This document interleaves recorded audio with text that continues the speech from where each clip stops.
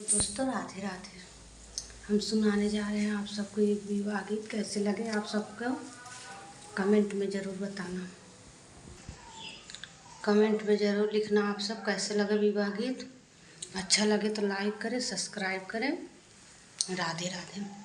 राम लखन दुनौ बन के अहेरवा, बन बीच खेलत हेर, बन बीच खेलत हेर। खेलत खेलत भये ठीक दुपहरिया, रामा के लगी गई पियास। खेलत खेलत भये ठीक दुपहरिया,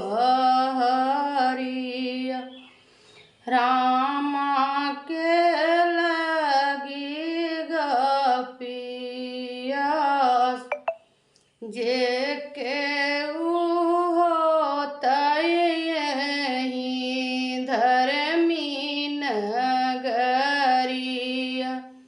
पनिया जे पिया मन लाय। बसवा के कोठिया से निसरी शीतल दे, पौआ घुघुर झानाय। बसवा के कोठिया से निसरी शीतल दे, पौआ घुघुर झानाय। हमहि तो बाटिएहि धर्मी नगरिया, पनिया जे पियाहू विचार।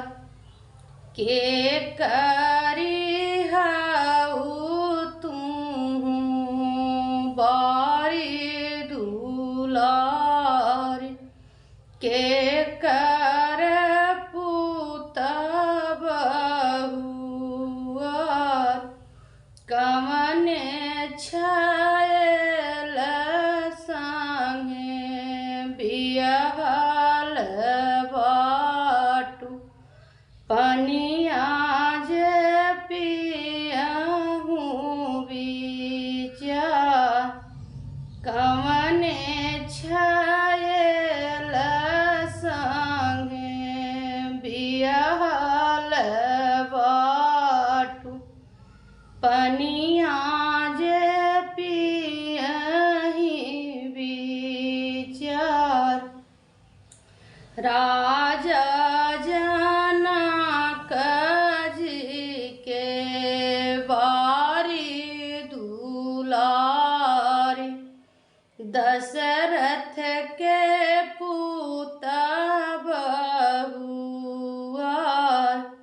रामा छैल संगे बियाहल बाटी, पनिया जे पियाहू विचार। रामा छैल संगे बियाहल बाटी, पनिया जे पियहि विचार। रामा तो हासाई उसके से मुस्की, लक्ष्मण